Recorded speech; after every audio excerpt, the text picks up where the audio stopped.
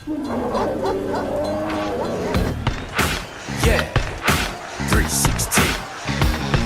Got game and pulled out his own Atari. I said sorry, I'ma have to pass like Nash to Amari. Tiger up early on a Sunday, sinking birdies while the pigskin spinning through the air, tight and birdie. It's a TD, it's a TKO, a home run, it's a hat trick. Ain't no way to be an all-star without practice. So if you down to sacrifice your life for a draft pick, it's a pretty sweet position you can live in if you have some things in the air. If you got game, wave like you just don't care. If you got game, playing like you got no fear, then you got game. If you came here to win, then you got game.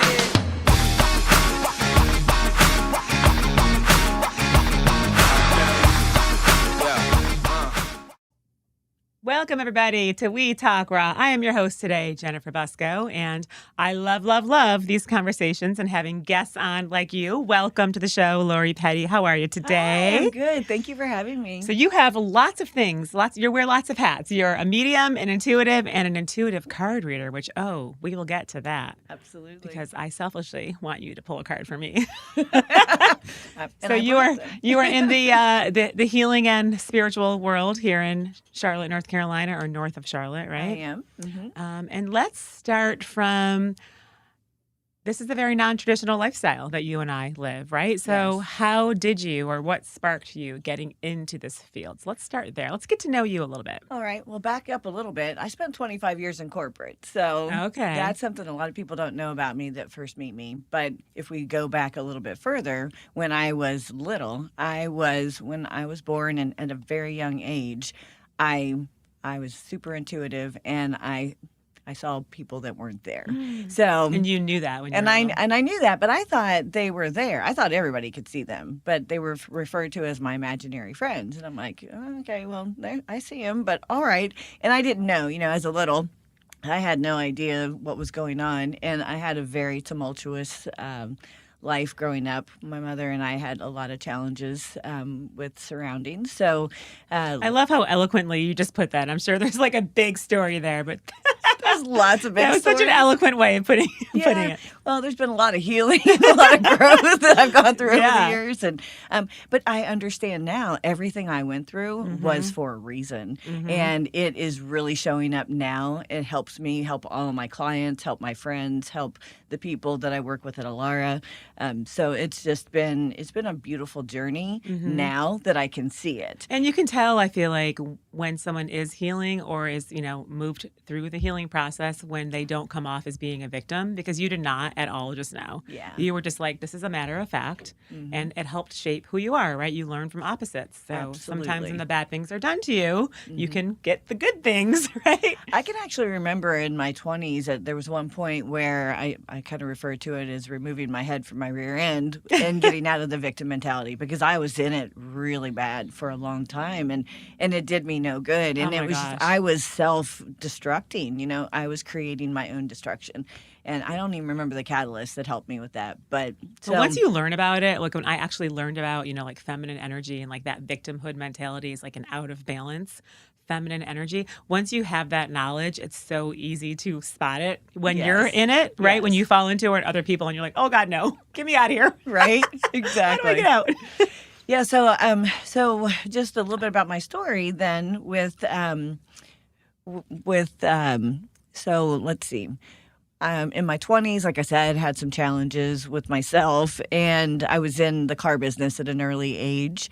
And one day, someone yelled at me over the phone and said, if you hate your job, you should do something different.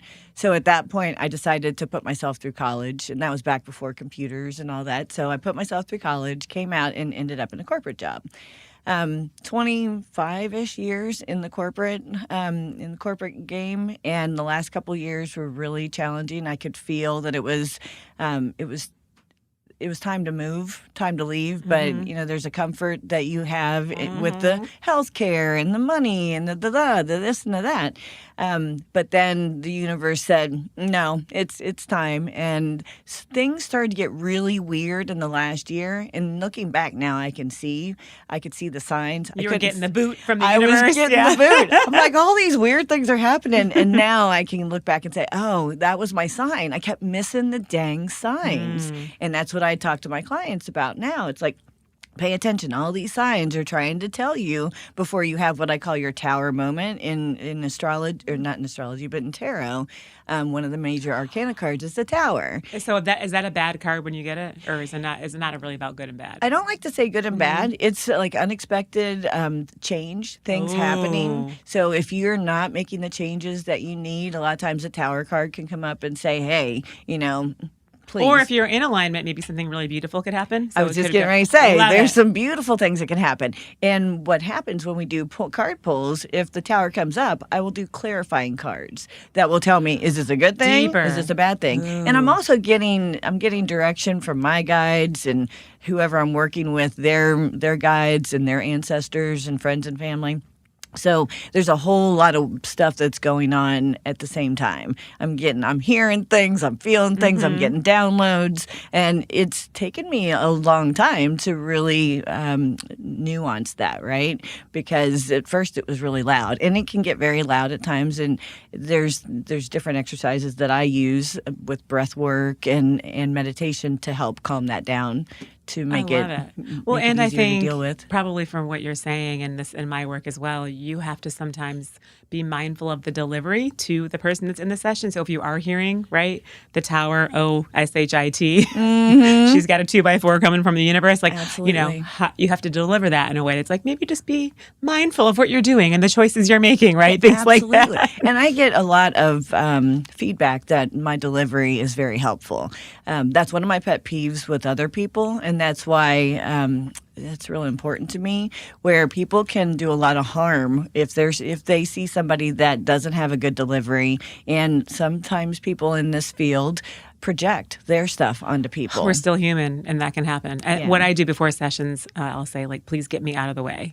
You know, like, just get me. I'm here, but kind of get me out of the way, like the human me. So everything that's coming through is natural. But to what you're saying as well, you don't want to instill fear in someone that's coming to a session, because this is all about connecting to the most loving part of you, right? So if you're saying, "Oh, honey, put on your seatbelt, you're about to get in a car accident in 3 days," right? I mean, that's going to instill fear. That's not going to help anybody. But I also get feedback too that I am very firm, and I'm not just giving you the good news. Right.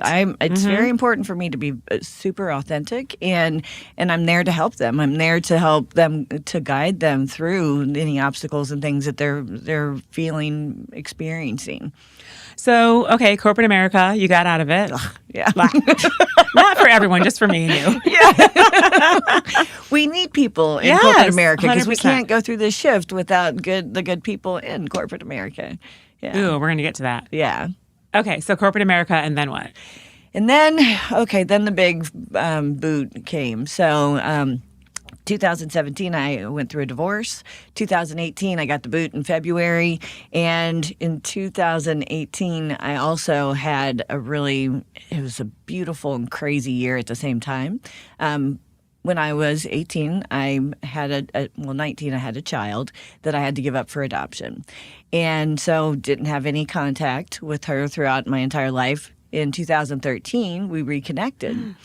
And so we got to meet and developed a relationship. She lives in another state, and I was an alcoholic, and my drinking got in the way. And so she had to disconnect. And I'm so proud of her for doing that. Because how old was she at that? She was in, let's see, now I have to do math. And that's like middle school, high school? No, about 11 years ago. So she was 28. Oh, okay. Yeah, because I had her pretty young, and I'm 58. So so she set a boundary and said, I can't do this anymore. And it was heart-wrenching, because all those years being without her, that's all I thought about a lot. I mean, but even when we had cell phones that came about, I would sleep with my cell phone under my pillow in case she would contact me. So that happened. And a few months later, I started making, a lot of synchronicities started coming up, just kind of pointing me to stop drinking. So then one day, out of the blue, I went and picked up my 2 bottles of wine like I always did after work and after happy hour, and then headed on home. And I sat down on my patio outside, and I thanked them for being there for me all that time and being kind of like my best friend throughout all the years. But our relationship had gotten dysfunctional. And drank both those bottles of wine, woke up the next morning with a crappy hangover, and I haven't touched alcohol since. And that's coming up on 11 years this month. Wow, congrats. That's Thank amazing. you. So So that was a big catalyst. So then come 2018, I get let go from my corporate job. And then she calls me a couple weeks later telling me that I'm going to be a grandma. And I'm like, I'm a what? So we started that year to mend our relationship and develop a really beautiful one. And then in May of that year, I had a pre-planned trip to Costa Rica. And I get there. I'm not there a couple hours, and I had a massive seizure, and I was gone for 3.5, 4 minutes, they said. So Just out of the blue. Just out of the blue. No previous No. seizures or... No, nothing. And And you were out of the country. I was out of the country. Oh, my gosh. Yeah. Wow. Third world country, basically, and having a seizure. So in that time, it was so freaking cool. And I've had 2 previous near-death experiences. This is the most recent. And so what happened in that, it was very, very clear.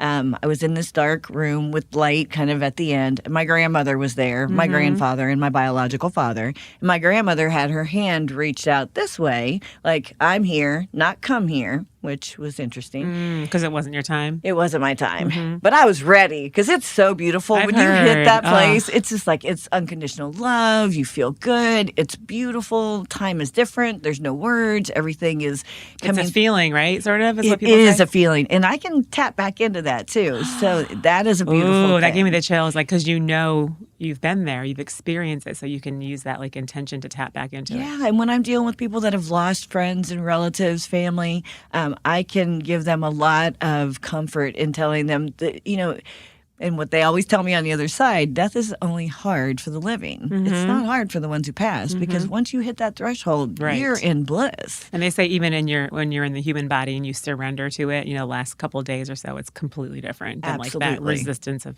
gripping and hanging on and not wanting to. Right. So she's there, and a lot of this I realized after the fact, but in that moment, I'm seeing her, and she was encouraging me to tap back into the gifts that I had actually been reading tarot for 30-something years, but only for myself, only for friends, only for people that believed, because this was not something that was very widely accepted until probably the last decade. So you've been doing this for 30 years, all of this work? Well, I've been Or doing just tarot? personal. Yeah, tarot, personal. Astrology just in the last, probably the last 8 years since it started. Because once this happened, after this near death, I was like, what the actual heck? Yeah, I'm trying to keep my language clear. It's okay. I must swear. No sometimes. judges.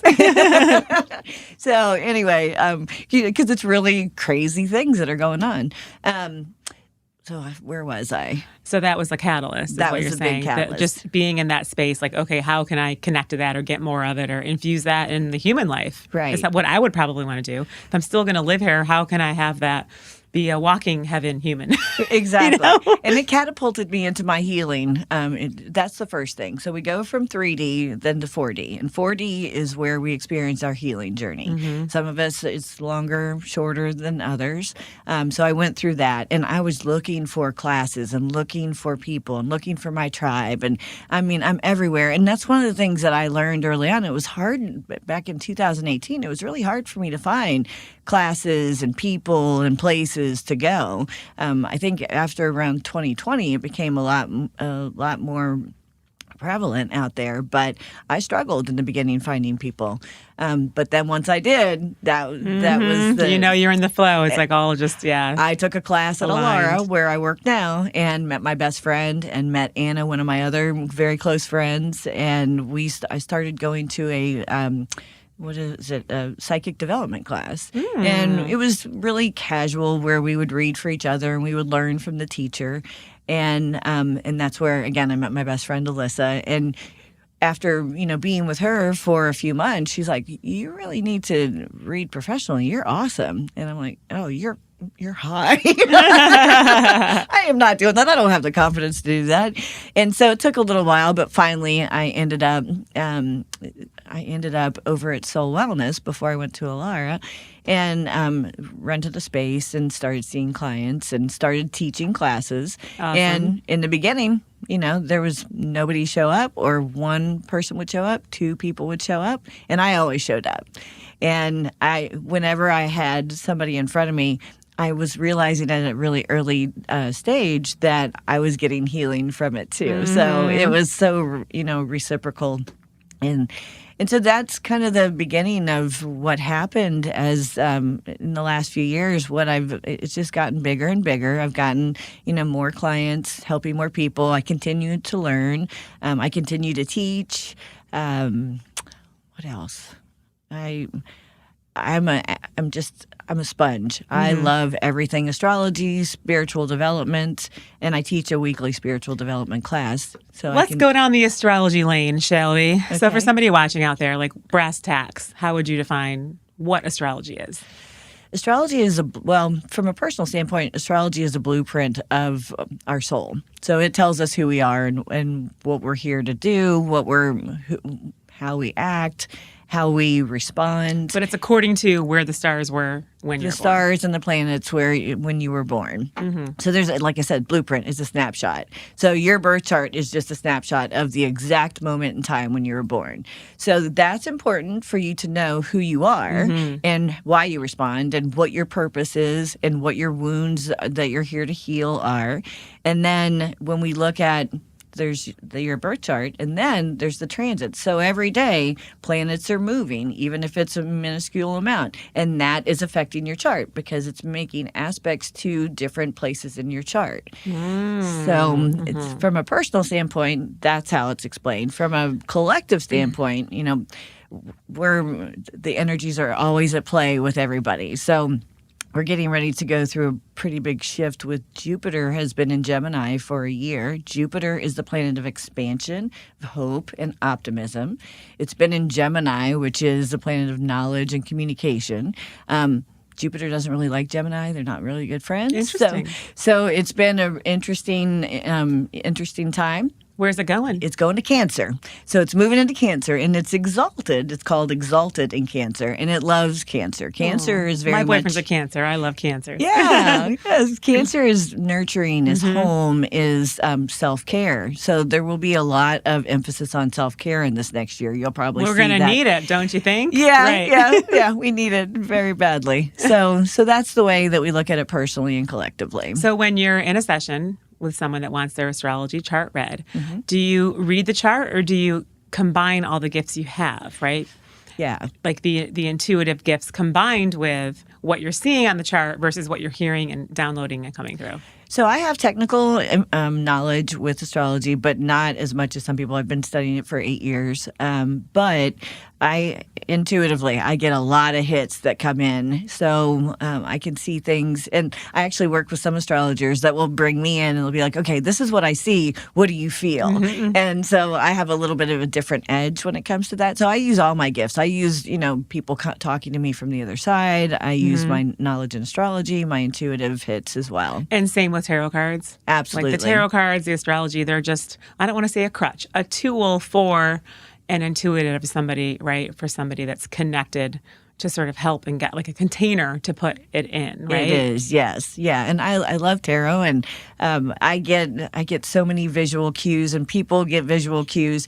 And in a session, it's not just me. It is, we're working together. Your intuition is as important, if not more. Because something, if something comes in, a pink ribbon comes into you, you might not know that to them that was when they were with their mother and they were having a great time when they were 5 and you had a pink, right? Right. So I asked, like in a session yesterday, I was like, does a green teddy bear mean anything to you? Because that was what was coming in through me, right? So you have to sort of use that communication. And in the beginning, I wasn't comfortable with that because I get these weird things coming through, and I'm like, I'm not going to say that, milking a this. What? I mean, it reminds me of that one of those movies, but milking a cat that was at the Fokker movie. So, but just weird. Meet the Parents. Yeah, Meet the Parents. Yeah. So just weird things come through, and I used to not say anything. Now I'll just be like, okay, this is coming through. Does this mean anything? That's to what you? I say. Does this resonate with you? If not, okay. Right. Speaking of, do you want to pull a card for me? Sure. Yay! Sure. And back to while I'm getting these out, when, sometimes when things come out, some people will be like, no, that doesn't resonate. And then sometimes like days later, 4 days they'll later, text yep. me and they'll be like, oh my gosh, I didn't even realize this. That happened with me with a friend, and her mom had passed away. She's like, I talk to my mom every day, and I just kind of tapped in. I'm like, does a blue boat mean anything to you? She's like, nope. I'm like, okay, cool. And like 10 minutes later, I looked, it was like 50 texts. Like, oh my God, look at this picture. When we spread her ashes on this ocean, there was a big blue boat and then another blue, and she was like I was like, okay, right. I'm glad that all makes sense. Yeah, and that's evidence, right? So in Right. mediumship, we call that evidential mediumship, where they're giving you evidence so you can connect with the people that you're talking to. All right. So you have anything in your mind? Don't tell me, but do you have anything in your mind? Oh, in my mind? Yeah, I'm just curious. So you always do. I know. I'm trying to think of what. There's so many things. We'll see what comes out. Okay. The world. So this is about new beginnings. Ooh. This is about ending a chapter and moving into something new. I'm ready. Yeah. Whatever I'm doing, I'm Are ready. you starting new? I'm like, that's making me hot. What am I brand ending? new. And it's a major arcana card, so it's big. It means a big shift that could be coming. I've said that like 5 times in the last week that I'm feeling a shift. So hopefully, does that a good shift, right? It's a good shift. Okay, I feel that too. Yeah. So, and it's like a journey. You might be going somewhere that's big too. So, are you taking a trip that's overseas? No, I mean, I'm going home to New York for the 4th of July, but that's just home. Okay. Yeah. Maybe though. Maybe I am going overseas. Is that what you're seeing? Yeah. I better get my passport. So I need to get my interesting passport because this came up. So it could be moving forward in your relationship too. So the Lover's card. So there could be some shift in your relationship. Definitely. He begs me every day. Just marry me. I'm like, let's not rush it, honey. That's what that looks like. It's like, okay, maybe this is maybe it's time to rethink what's going on. So, but you still hold on to some issues from the past. Don't we all?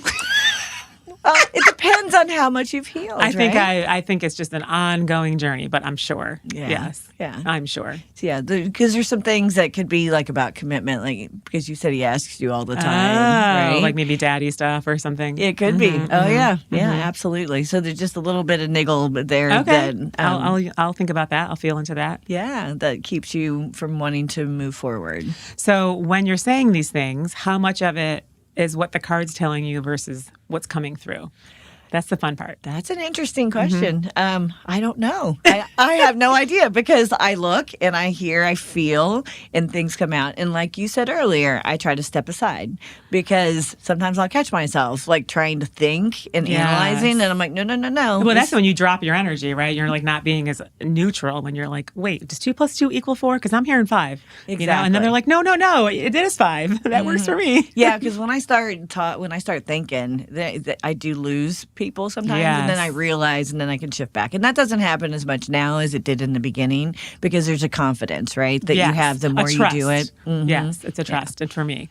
So in a session, would you be giving me like tips on what to do, or is it more just about I mean, I have tarots at my house, but I just kind of play with them. I don't do it professionally. Is it more for me to know like what's happening? It is kind of future reading, but not really. Or do you give them like, you need to do this? Does that make sense? I will give guidance on what I see versus what's going on in their life, and we'll talk about that. You know, I do talk a lot about somatics in my sessions. So a lot about breath work, a lot about movement, moving your body, because as a collective, we're sitting in fight or flight all the time because of all this information we're being pummeled with. Yes. And people are not doing the meditation, not doing the breath work. And so I find some things because of my situations that I've been in the last few years that have helped me, and then I share with my clients. So like alternate nostril breath work, which is Nadi Shodhana. Right, exactly, right? So that's one of the things that will help, reset your vagus nerve, calm your parasympathetic nervous system.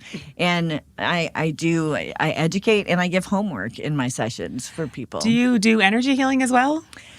Not actively, but yes, So I'm it's doing more that. of like advice, what you're getting, and then they take it. I And think it's passive. I really do think that it's passive because my clients do say that they feel so much better after being with me. awareness can be energy healing, right? When Mm-hmm. having an awareness, like you just said, oh, do you have a problem with commitment? I'm like, I didn't think so, but now I'm going to think about that, right? And sort of let it mill, and that can shift the energy of somebody, right? Absolutely. Absolutely. Yeah. And a lot of times people are like, I don't know about this decision or that decision. And most of the times when you're doing readings, people know. We're just giving them confirmation, of something that they already understand. 100%. Right. And how often do you predict the future? Yes, I'm going to go there. That's interesting because I'm someone that does not. okay. So Like if someone's like, when am I gonna meet my husband? I'm like, let's get your energy in a place where you're gonna draw in the right person, right? It's not about when, it's about let's get you into as much as you can, healed, loving place to yourself where you can draw in the right person. Yeah, That's I kind don't of do a lot of predictive with people. I mean, I can pull into some of that. It just depends. It's all, specific on the client that I'm working with. But that card said travel, right? Yeah. Shift. So that is sort of a prediction in a way. And it is, yeah, it can be. And there's different ways we could pull cards too. I could just talk about the past if we're working on healing the past. But yeah, there was a little bit of precog here I love it. with that. Now, for the collective, I get hits. It doesn't happen all the time, but so as an example, the night before 9/11, I had a vision of it happening. Wow. I didn't know what buildings it was, and I pulled out my cards because I was very confused and upset, and I can still feel it every time I talk about it. And I pulled the Tower card. Okay, well, we are going to take a quick break and not predict the future of what you're going to tell us about what went down the night before 9/11. We will be right back after a word from our sponsor.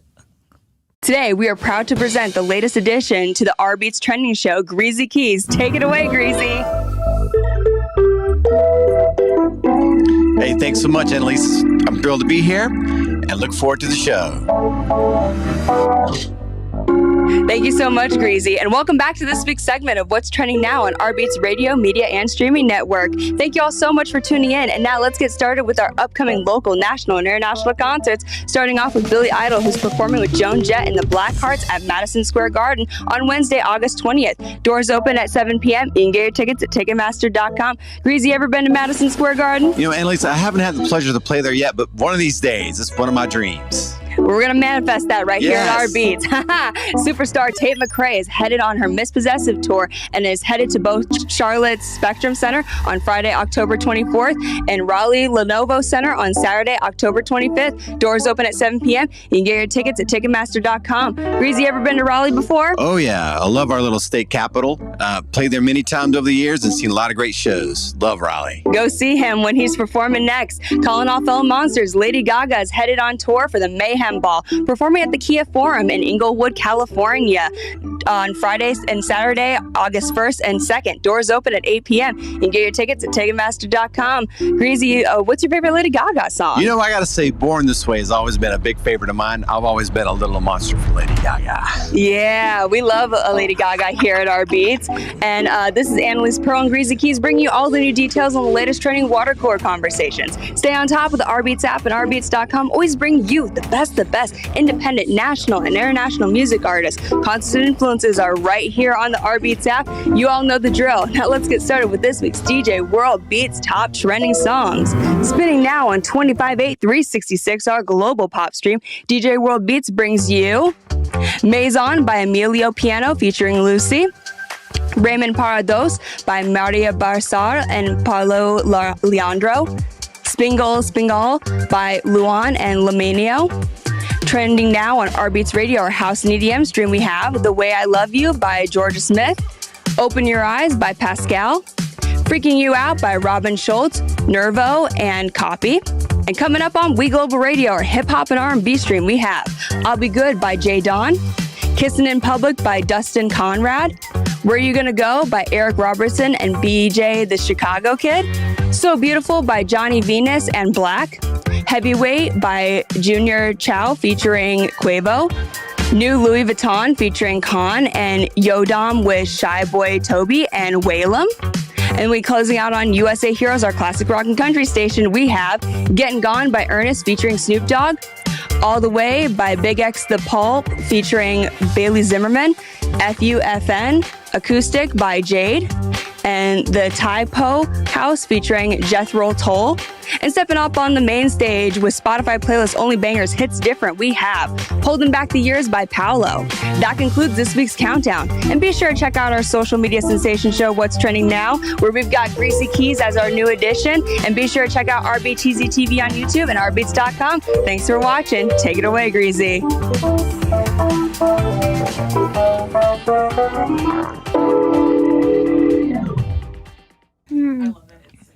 And we're back. Welcome back, everybody. And Lori, please continue your story, your premonition story. So it was crazy, right? So I had that happen. Was it a feeling, like a sinking feeling? What did you feel? It was a sinking feeling. And then the next morning when I went to work, and I was working at General Electric at the time, and the TV came on and that happened. And I was married at the time, and I went home and he was like, "Oh my God, how did you do that?" I'm like, "I have no idea, and I really don't want to do it. I don't want to do that again." Oh and my it's happened gosh. to me over the years. Right before COVID happened, I kept getting this vision and this feeling of the earth moving, like kind of wobbling to a stillness.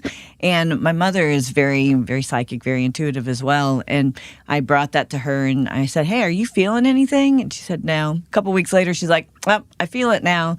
And then it was a few months later and all of that started to happen. So I do get some precognition.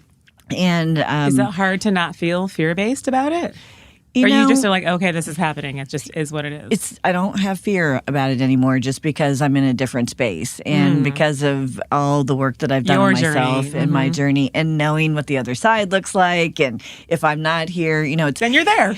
right. And then you might come back here. And I've had 3 near-death experiences. So at this point, I kind of surrendered because it's not my time to go. And when it is my time to go, then I'm ready for it. And what a freeing way to live. Right. There's got to be so much freedom in that, There right? is. So speaking of you, can you share something in your astrological chart that surprises you or challenges you? Well, none of it surprises me. Well, I shouldn't say that. It does. So what challenges me is I'm an Aries sun. So my sun sign is an Aries. I'm April 7th. And patience is I want when I want when I want it. Amen, sister. Right?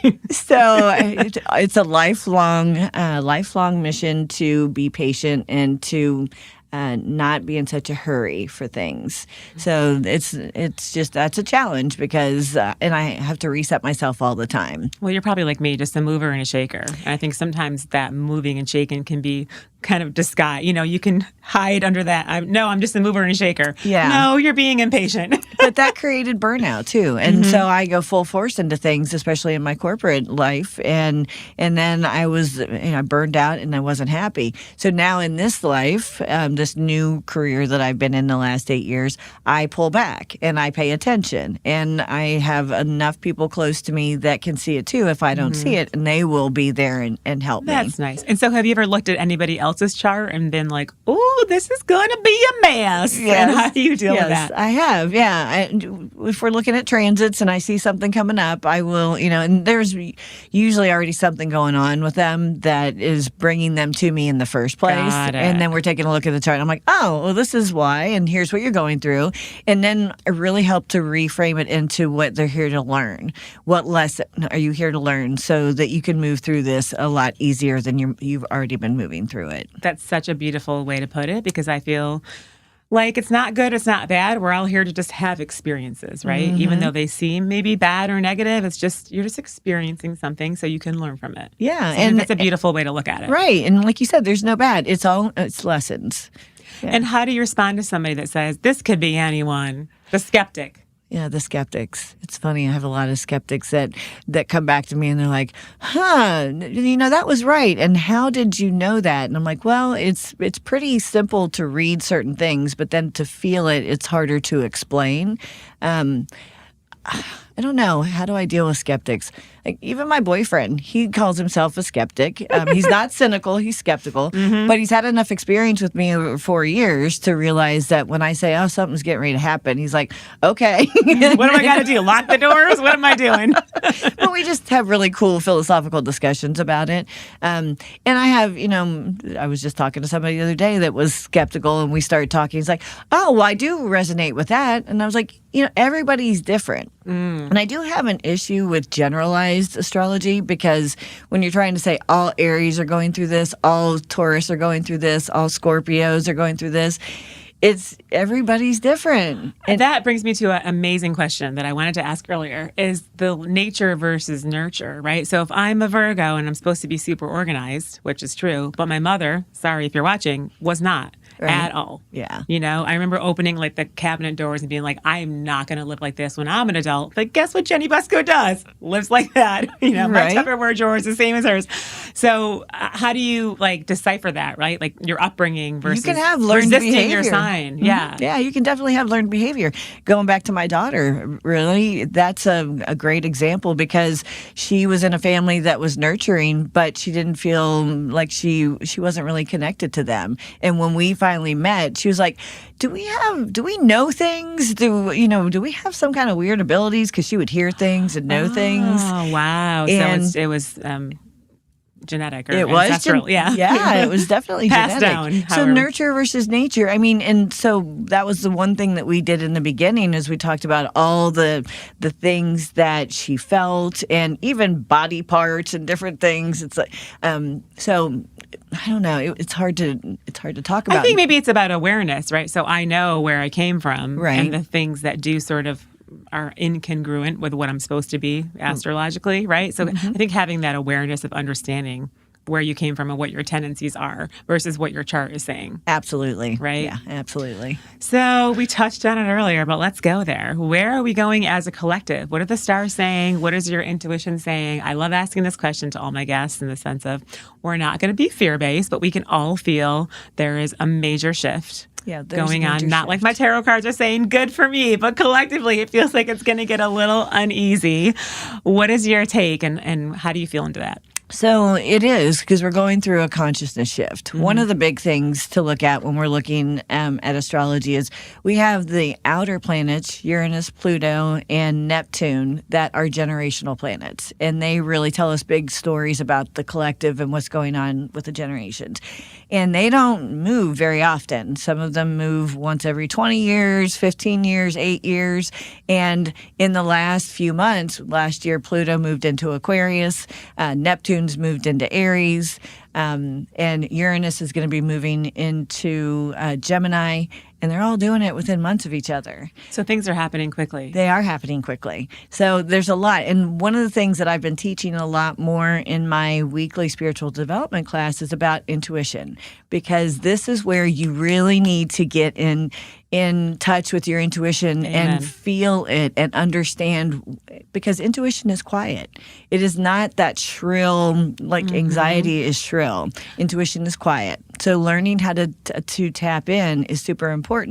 And with AI, as much as I love AI, because I think it's cool, it has distorted things, right? So we don't know what's real and what's fake. So it's outside of us, like the answers are out. I actually heard on a podcast a psychic say that the best way to be prepared for whatever's going to happen is to be in alignment and intuitive, because the solutions to how we're going to get through this have never really been thought of before. Yes. And so instead of doing the doomsday prep room, yes, that might be good, but the best way to prepare is to be in alignment with your higher self and the universe, so you can receive the intuitive downloads that will have the solutions on what you need to do to get through whatever it is we're going through. Holy crap. Very right? well said. Very well said. That's what I was thinking. But that's it. And again, we're going through a consciousness shift. If you think about AI and you think about technology, and it is getting faster and faster and faster.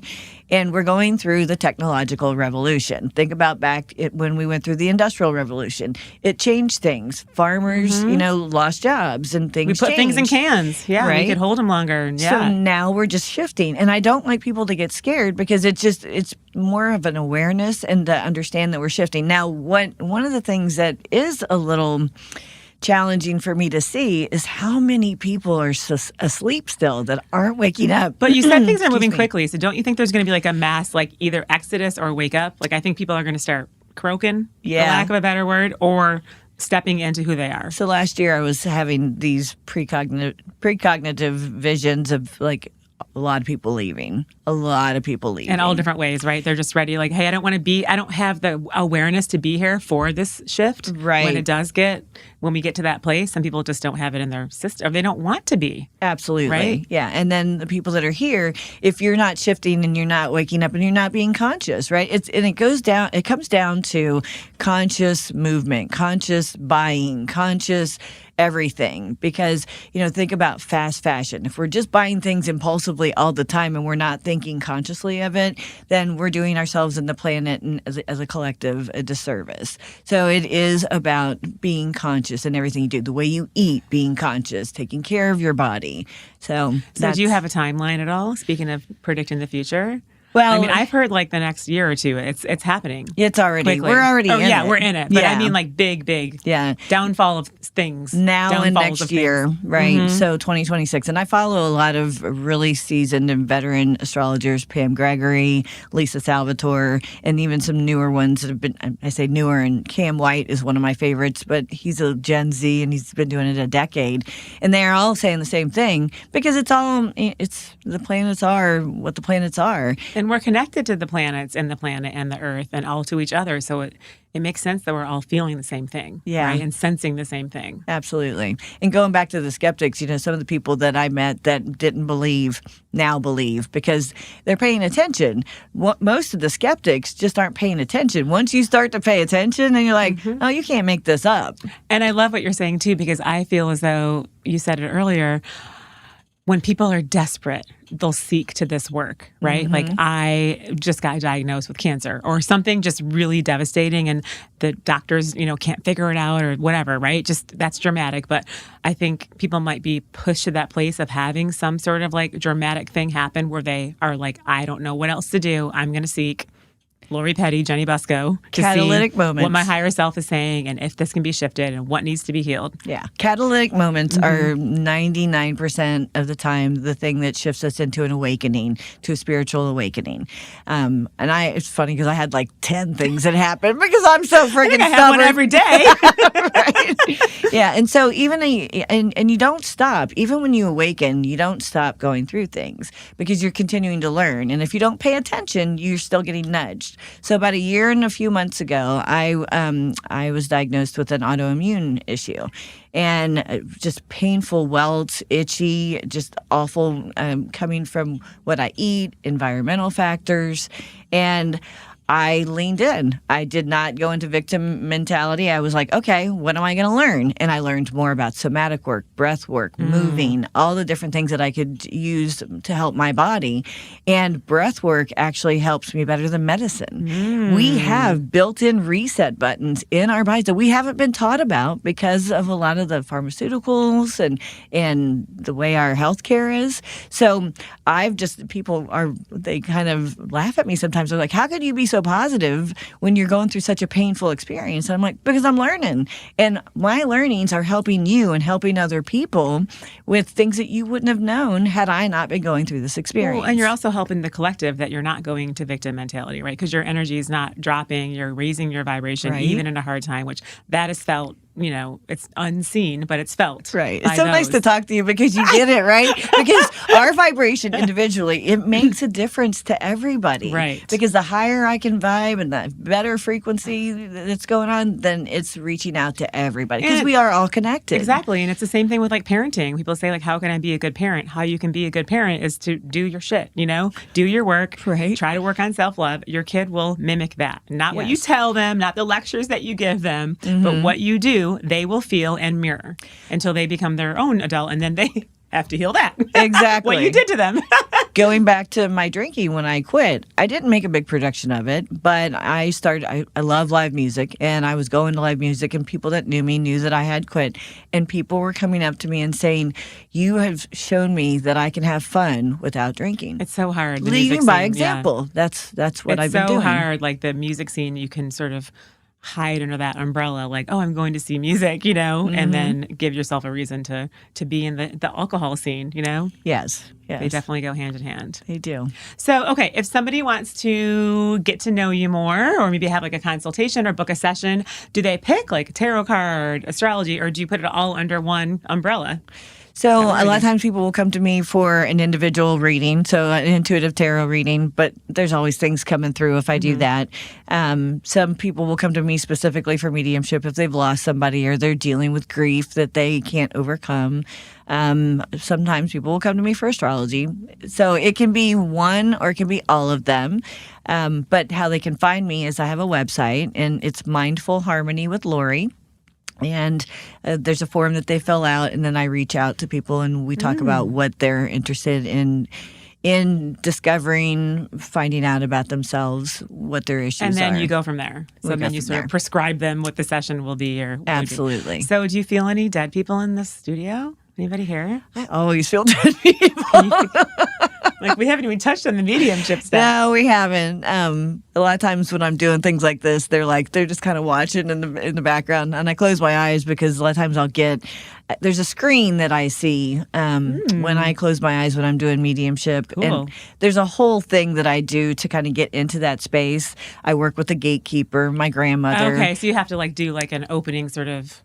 I don't have to, but that's how I do my sessions. Well, it's very honoring to do that. It is, and they say, when you're working with a gatekeeper, then they're keeping out the spirits that can be disruptive. But they come through anyway. So if somebody needs to say something, they're coming through. So I don't feel anything. I feel a lot of buzz right now, and it's probably there's a lot of instruments in this room too. So all of that energy creates a whole different feeling as well. So interesting. Yeah, I'm not feeling anybody specifically. Love it. Okay, well, do you have any closing advice for the collective, like anybody watching that's drawn to your work?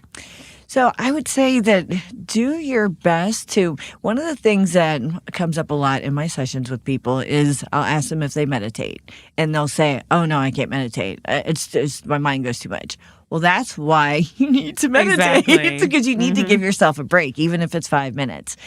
So a few weeks ago, like I said, I teach a weekly class at Alara International up in Mooresville. And I had the topic for the day was all about different types of meditation, different ways to tap in to help with your intuition. Someone brought to me something called the Kirtan Kriya, and it's I guess it's Vedic, and you use mudras, so it's sa, ta, na, ma, and you chant that for 2 minutes, then you whisper that for 2 minutes, then for 4 minutes you say it to yourself. Then for the next 2 minutes, you whisper it again, and then you chant it for the last 2. And it's 12 minutes total, and it's one of the easiest ways for people that don't meditate normally to do it.